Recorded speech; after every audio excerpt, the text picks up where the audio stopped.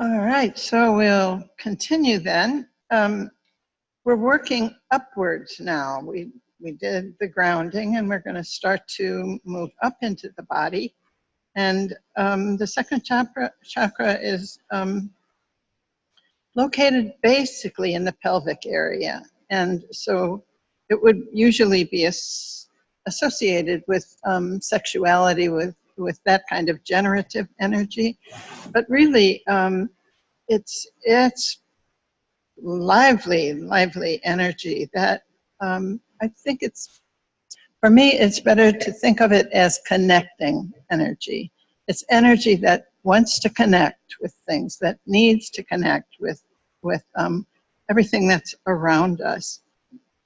So it draws people together, and that's. Did you hear everything I said so far? So I like the word connecting energy. I think that covers more bases, and it is that kind of energy that wants to bring people together, and so that's where the sexual part of it comes in. But it's not. You know, we've gotten, I think, to in our culture anyway, to think of it mostly as sexuality, and really. It's everything. It's smelling. It's all of our sensational energy, and it's really sort of the thing that gives elan to living, to our lives, and holding us in connection with everything that's around us. It's the what one writer called the invaluable phenomenon of desire. Now, I had never thought of desire as being an invaluable phenomenon, but of course it is. If we didn't have desire, we would never eat. We would never go out of ourselves. And it's desire then that moves us both to seek God inwardly and to move into human relationships, and to be able to love the world, to appreciate the beauty of the world, the numinous dimension of beauty in the world. So it's going to forge connections and prompt life as it does so, and move the evolutionary process on all of that. That's this second chakra energy. And at its deepest level, then, it's that energy that wants to connect with God, with the deepest part of our longing. It's survival energy and puts us in touch with what we need to live. That's that energy that's working in us. Now, the thing that we need to remember about that energy is that it can get stuck. And so we need to really develop along with that energy, and along with really appreciating that energy, we need to develop a sense of discernment. What do we need and what do we want? And how do those two factors play in the way we live and the choices that we make, the things we want and the things we need? I think those two words form a kind of wrapper around that energy that is where our sense of discernment has to come into play. I think also it's that energy that gets amiss. When we think about our world and we think about the things we desire in this culture and the ways we live in this culture, it seems to me that what that desire really wants to do is shape us into communities, into a people, into a culture that is livable for everyone. And we know that what that desire is doing in this culture, where money is God, it's really off track. And so to keep us connected with our own connecting is what this chakra is going to need. But it's this area, right, kind of where we would think of maybe genital, but it's much more than genital. It's all the sensation possibilities that we have, the ways we can appreciate beauty, the ways we connect with each other. All of that is included in this chakra. It's wonderful energy, but it needs real, careful discernment.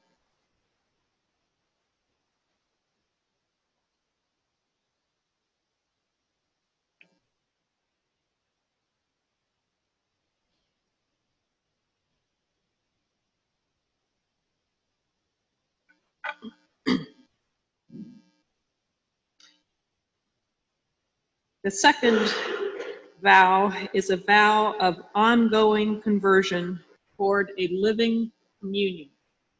Ongoing conversion toward a living communion. So that awareness that all of life is interconnected, we are within a dynamic web of communion, that's a scientific fact. It's not just a theoretical framework. It's a fact. And yet I constantly struggle with perceiving myself kind of outside the web and looking for my own role. I found it helpful, this image. So imagine with me, imagine yourself walking along an ocean beach, watching the waves. Now imagine a particular wave and watch it from a distance as it's starting to roll towards the shore.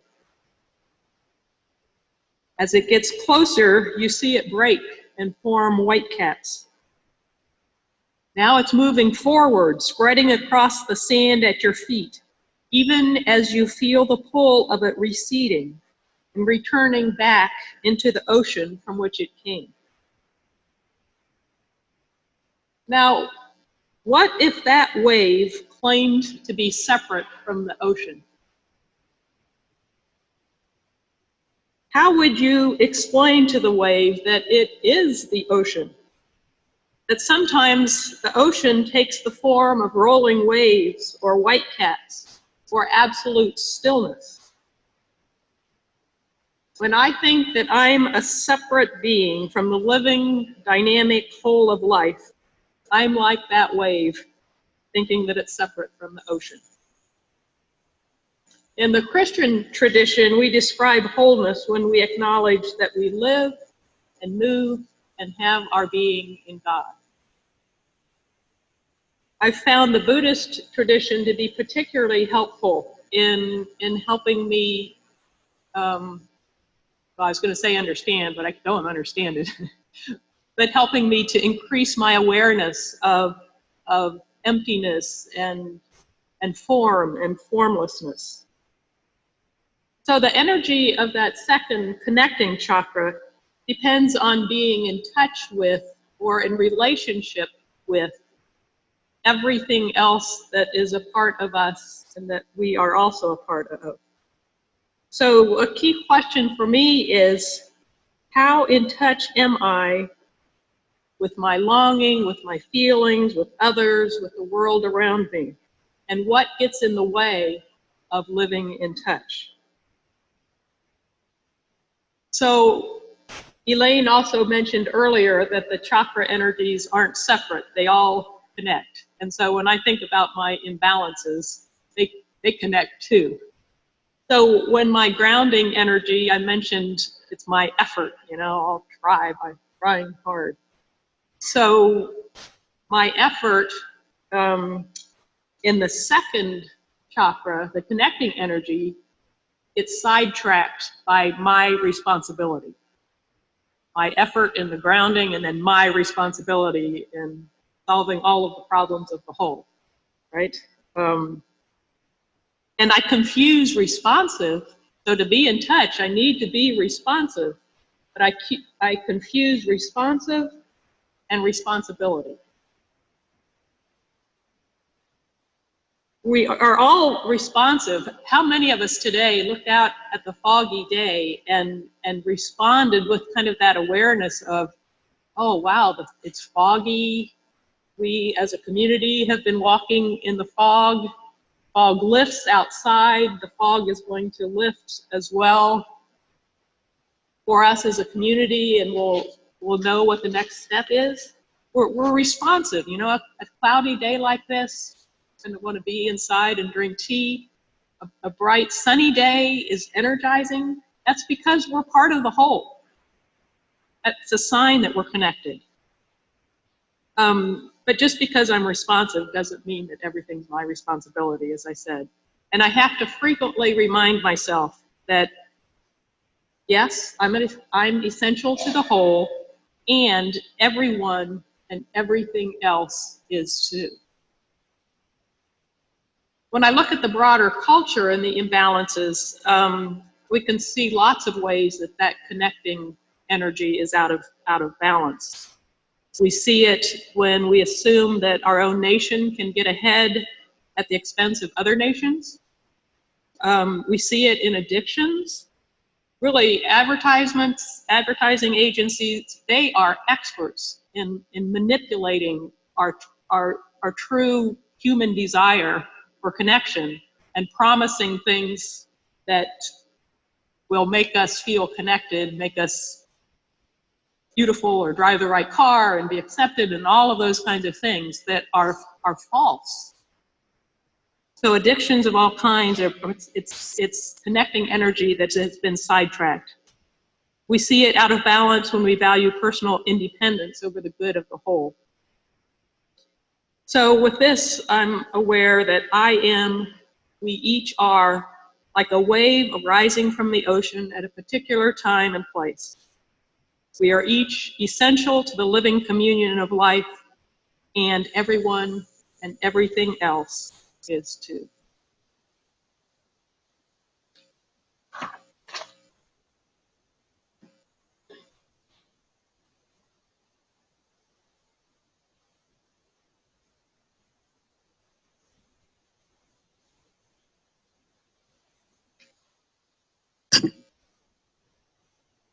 Just like with any of you who have taken vows or made some sort of commitment, who have sort of set for yourself a life intention. There is both an inner component to that as well as an outer component. And if the outer component of the commitment is to grow and become stronger, it has to be supported by a lot of inner work.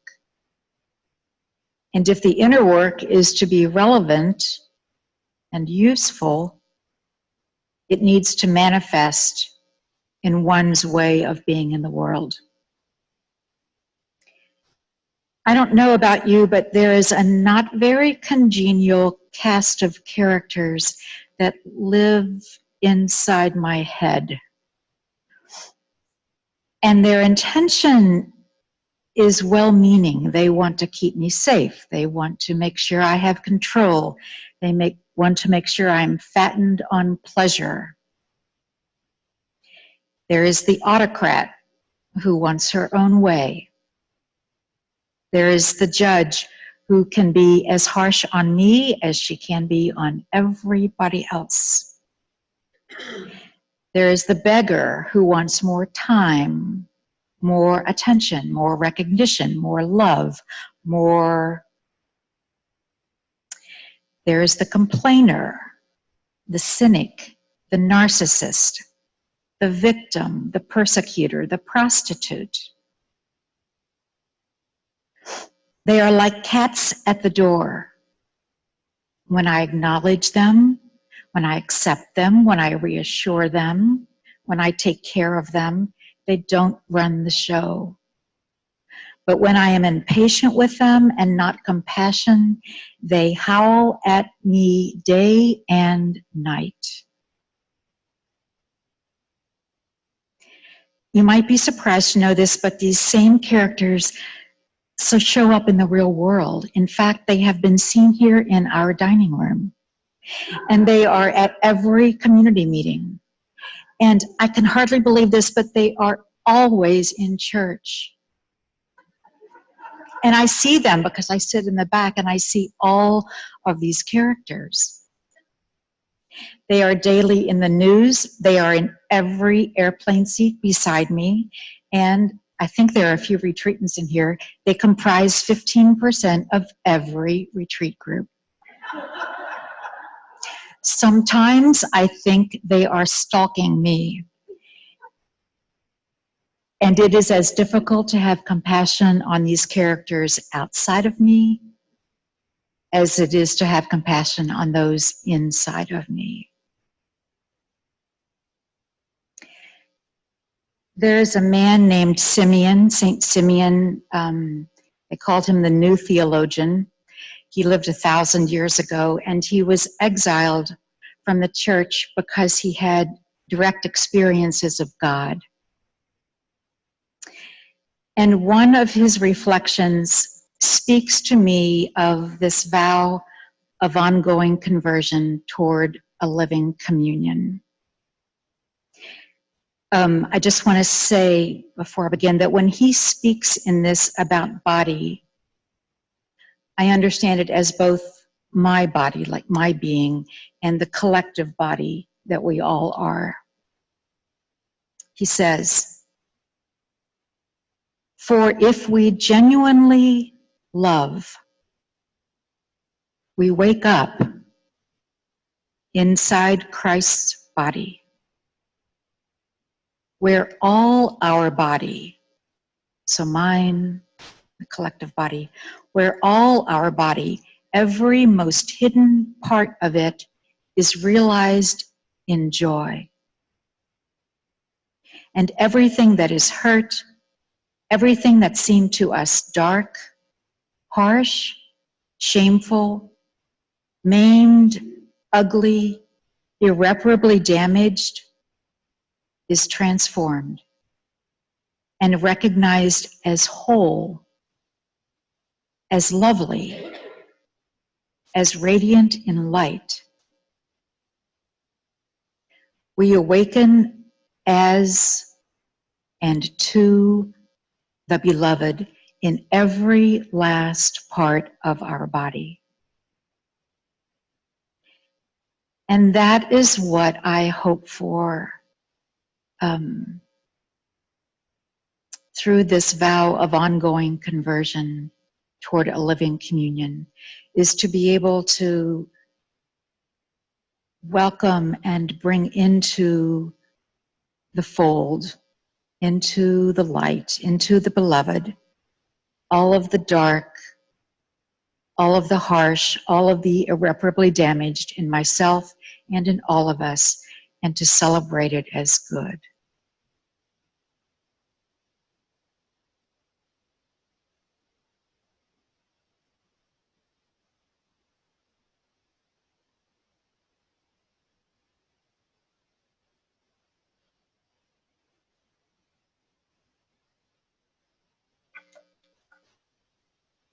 So we would like to invite you now to 5 minutes of personal reflection.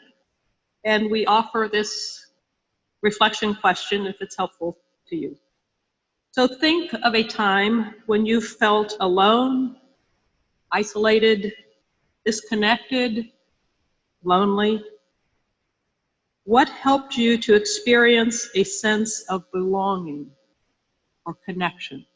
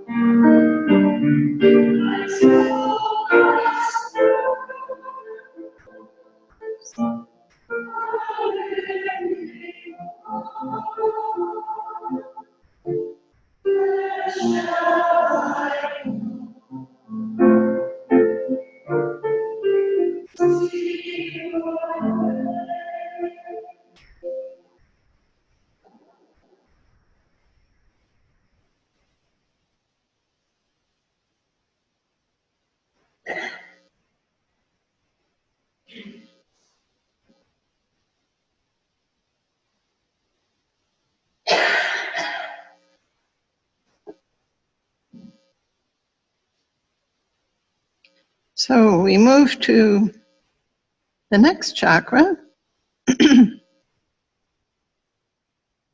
third chakra, which deals with our personal power, located right about here. And this is the place where the other energies are going to integrate. Oh, louder. I think I'll knock you out of your seats. Okay, it's the third chakra, moving upward, and it's kind of right in the middle here. And it's the place where, as we imagine it anyway, where the energy is going to integrate into a self-definition. So this is the place where the ego is going to get formed, and where we have to be conscious about what that is doing and who we are becoming, I suppose. It wants to give us strength of will and competence, and give us goals that we can meet and make decisions and have intentions, and all of that is forming an egoic self-image for us. And what we want to do, and eventually, of course, is to develop that so that it can function strongly, but place it in the service of love, or place it in the service of God, of the world, of the ways that our longing indicates the world needs our being. So to get it free from being controlled by that self-serving tendency, and to place it in the service of love and of the community of life. It requires courage and strength and continual critical discernment, continually watching the movement of that ego. We can't do without it, but we really need to watch what it's doing, and what it will want to do is take control of the world. And what we have to modify is that selfishness, and constantly then be ready to put it at the service of a larger context and purpose. And we don't always know what that is, but what we want to work toward, it makes us individuals, and we want to be individuals. That's a good thing. We don't want to just melt into being like everybody else. We can't do that. But in order to make our own impact on the world, which is what we're supposed to do, we need to be able to discern what is mine to do. Now that's difficult. What's mine to do, not somebody else's? It's easy to see other people and say, oh, if I was a real Christian or whatever, this is what I'd be doing, and I'm not doing it. but each of us has a role to play, and to be able to distinguish that role from other roles, other people's roles, is the work that has to be done vis-a-vis the ego. And there comes times when we really need to name that ego, say, this is mine to do, it's hard, it's risky. You won't develop if you don't do some risky things sometimes. But also, if it's not yours to do, you're going to get in trouble. And it will just make your ego bigger and bigger. And, you know, that's not the direction that we want it to go. So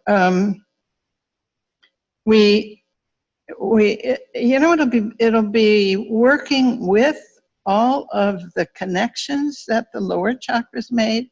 It will be working with that sense of grounding so that we don't lose that sense of grounding as we go in search of what's mine to do or whatever. But those energies are all working together to make us strong and to help us to find our place in the community of life and to do what we need to do. I think that, you know, there are times when we have to dismantle the ego. A lot of that gets done by others, if you know what I mean. And as we get older, it does itself. You know, the ego dismantles itself because we can't keep doing what we used to do. We know about that here. So that is then this third chakra. It's a very important chakra. And it does take into it the energies that have drawn us before and uses them. And I think that we need to keep remembering that these, they aren't static and they aren't separate, that they're always going to be interplaying with each other. And so you need, what do you need? I guess you just need to keep your eyes open on the inside as well as on the outside and be in tune with what's going on the inside, and cherish the ego that you develop, but notice its impulse to control and to think that the whole world should love me and should think I was the most wonderful person in the world, which, of course, we are.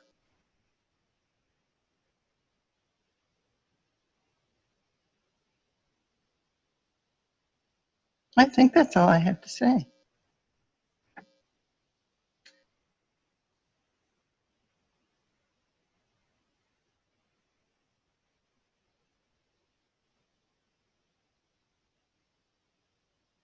I had a really hard time relating to this one. That's a joke. Laugh. There is a tale, it's really just a very short thing, about a man who wore a coat with two pockets. And in the one pocket, it said, "For me, the earth was created." And in the other pocket, it said, "I am dust and ashes." And for me, well, all of these chakras are about bringing energy into balance, right? But for me, I feel like this chakra located in the solar plexus that has to do with power, inner authority, I feel like it's the one in me that requires the most, requires a fair amount of work, we'll just put it that way.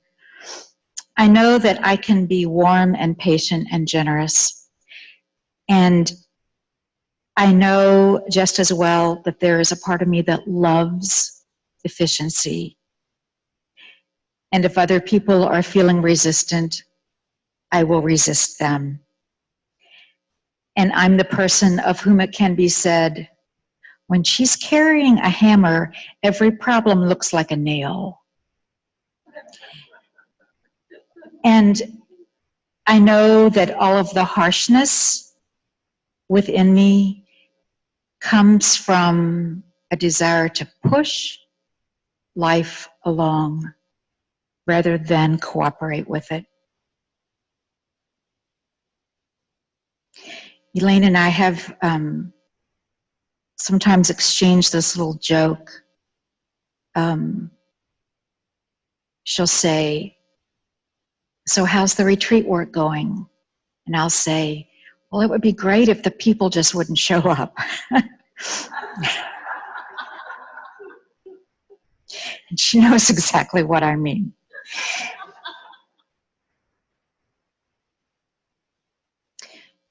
Chardin begins one of his reflections with this statement: above all, trust in the slow work of God.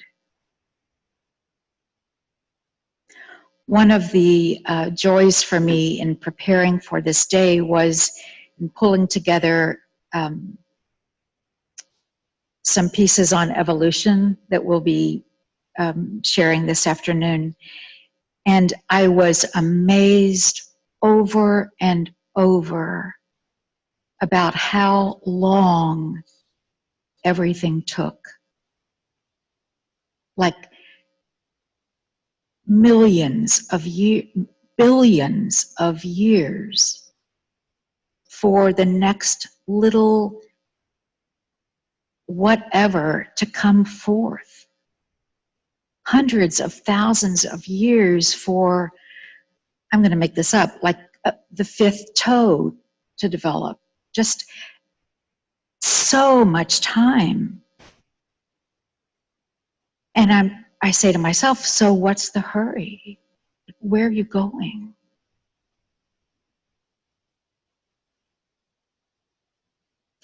There is another tale about two men who were sentenced to death. But the judge or the ruler said to them, I'll tell you what, we're going to take you to this huge canyon or chasm. We're going to stretch a rope out across it. And each of you can walk from this side of the canyon to the other side. And if both of you make it across, your life will be spared. So the one man starts across the rope and he makes it to the other side. And the man who hasn't walked yet calls out to him and he says, tell me, how did you do that? And the man says, all I know is that when I felt myself leaning towards one side, I pulled myself back towards the other. So I want to trust in the slow work of God. I want to trust in the slow movement of myself. I want to trust in the slow movement of community. I want to trust in the slow movement of waking up. If this is the area in which I need a great deal of work, then it is the area which promises the most freedom, right? May it be so.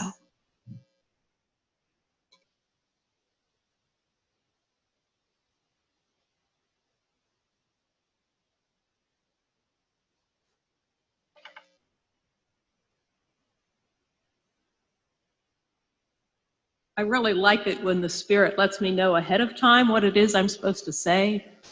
And so, I prepare and I have all this nicely written, reflected upon.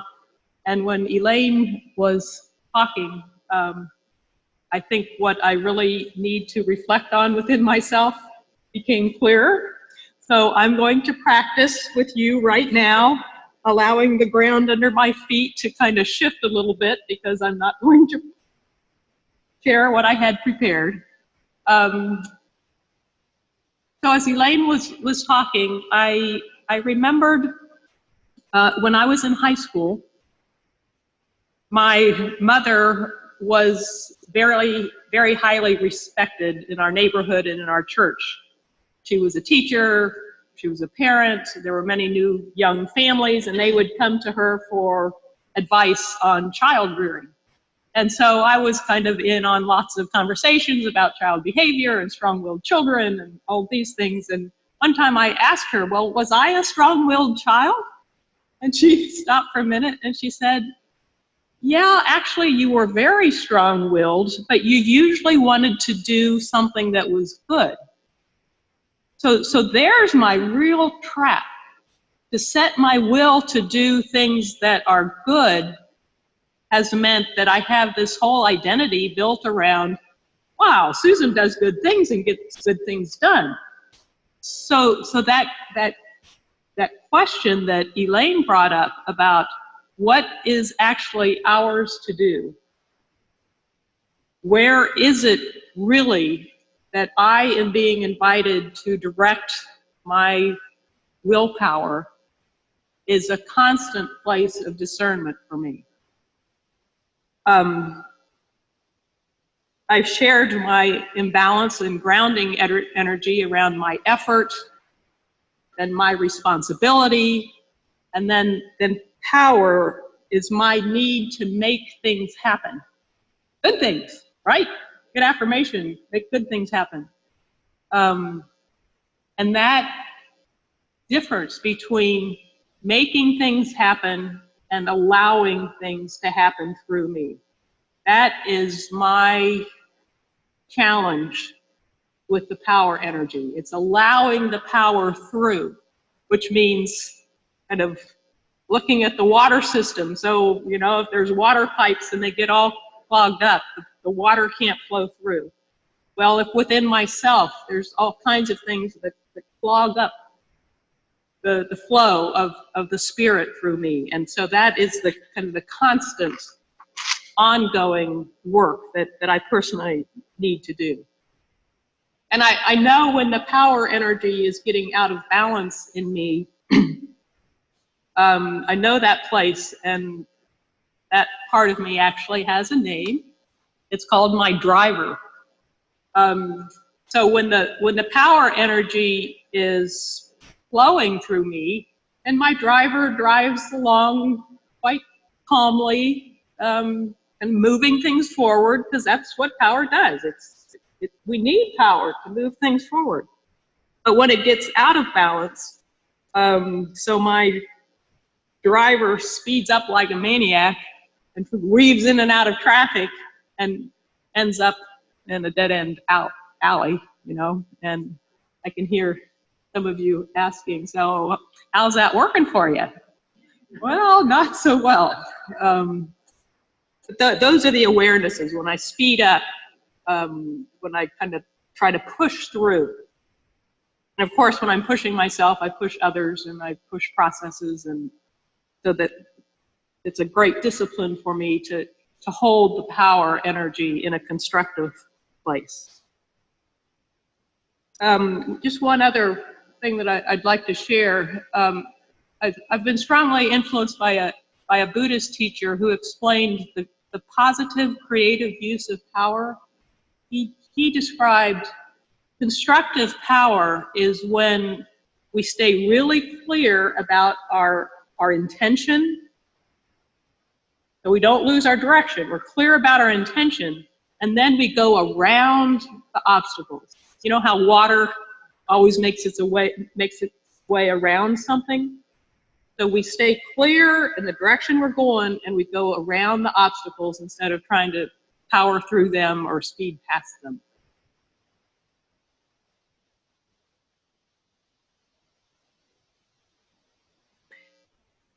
So with all of this in mind, the invitation now is for each of us to reflect for a few minutes on that power energy within ourselves. Uh, Feel free to allow the reflection to take whatever form it wants to take in you. If you find it helpful, you could think about this framing of it. Think of a time when the power energy within you was out of balance. Maybe you were angry and either you withdrew or lashed out at others. Maybe when someone made a statement you didn't agree with, you either didn't say anything or you argued to prove them wrong. So there are those two extremes. What helps you or what helped you assert yourself in a way that is both confident and humble?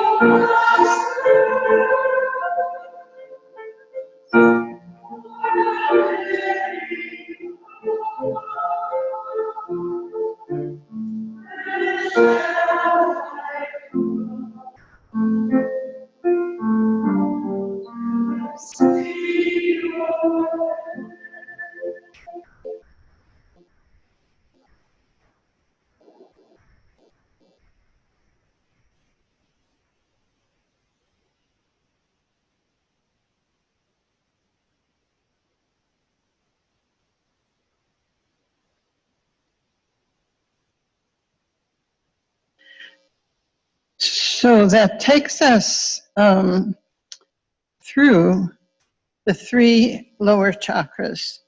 And I'll talk just briefly about the others, but why it's important to focus on these 3 is because in the way I understand it, it seems to me that they are the areas that we really have to work on. The others in some way seem more like they're given. They, in my imagination, but I think really they come from the top down, and we do not cause them in a certain way. These 3 energies, though, we are responsible for what they're doing within us and how we are monitoring them, how we are letting them shape us. So that, I think, is really important to remember, that these are our responsibility, these 3 lower energies. And we need to, I've said the word discernment several times. We need to keep an eye on what's happening in these areas and always try to bring them into the place of love or compassion, and always try to make that an inclusive place. So just that, to remember also that they aren't 3 separate things, but that these energies are always moving, always changing, always exchanging. And so that's, you know, that means we're alive, more or less, I guess. Okay, so having said that about these lower energies, I want to say just a little bit about then what the upper part is. So we move from here to the heart. And this is where things come into love, where we bring them into love. And it's where the top and the bottom kind of meet. And they are then being drawn into, hopefully, into an inclusive love, a place of inclusive love in our hearts. From our hearts, the energy moves up to our throat. And that's an interesting one. And I think you can sometimes find it in yourself. Not always, but it's what enables us to really speak our truth.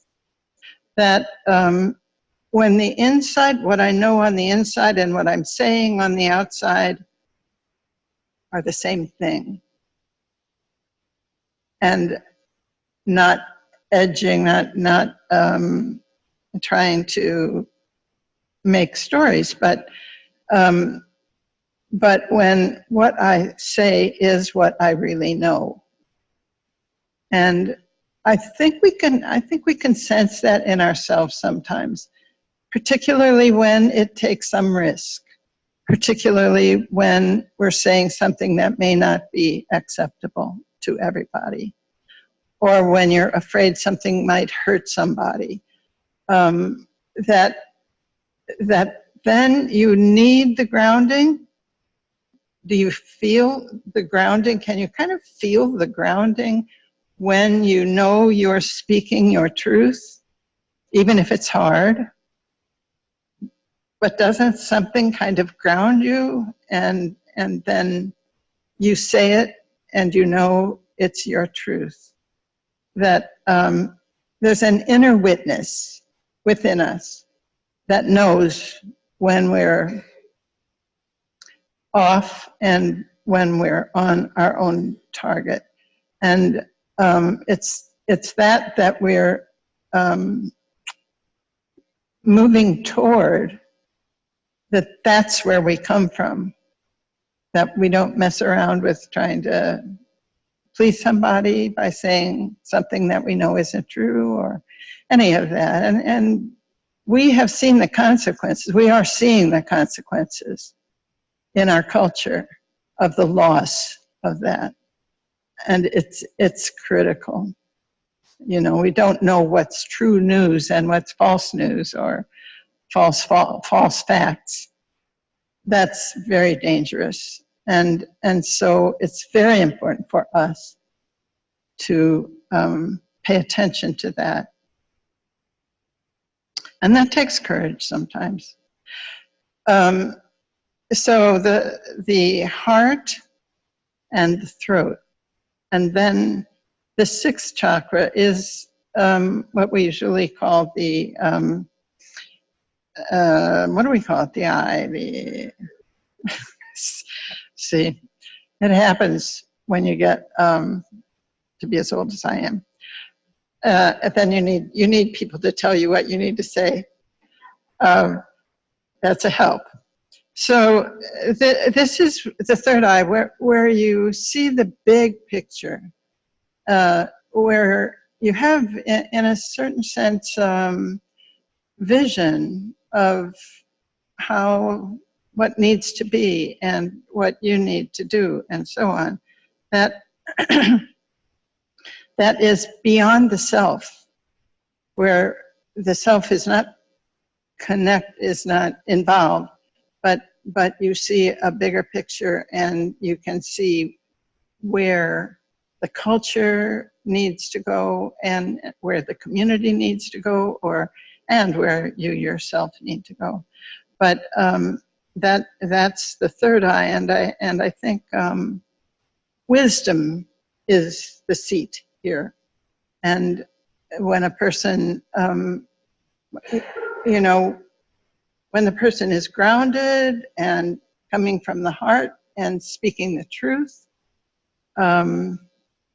then the wisdom picks up all those energies and delivers it. So that's the sixth chakras. And the seventh one is from the crown of the head. And that's really the divine. And nobody knows words to say about that. Or if they do, they may not know what they're talking about. But it is the divine when it reaches down into the human. And the sense is unity, communion, the sense of oneness of it all. That's when that energy from above begins to penetrate into the other energies that are our body. Now, remember, we said that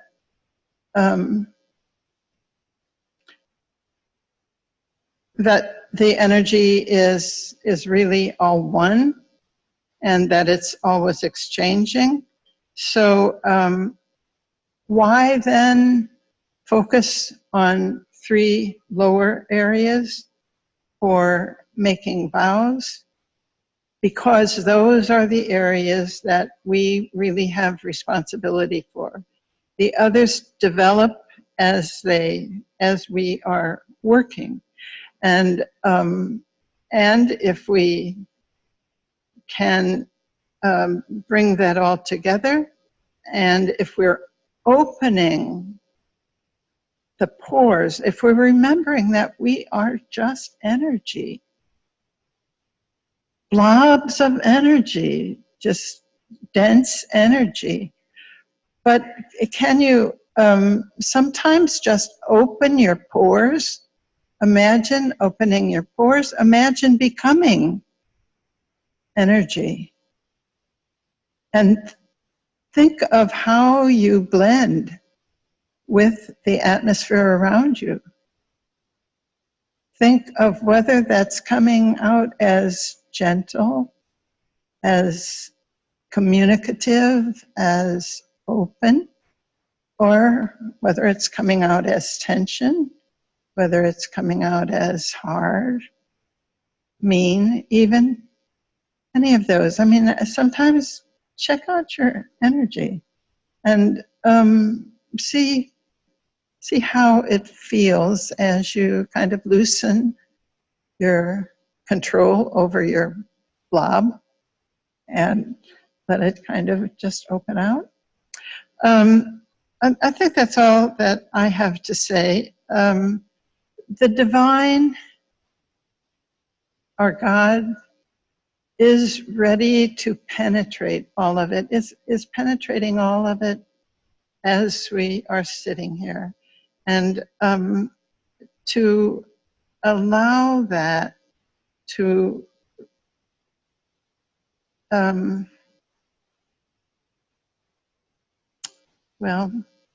allow it to do what it wants to do, and welcome it, trust it. It wants to divinize the world, and it can only do that through us. We are evolution's future, and as we're doing that, we want the divine, our God, to make it into to help us find our way into a path of love that can change, can bring into fruition this beautiful world, which is God's gift to us.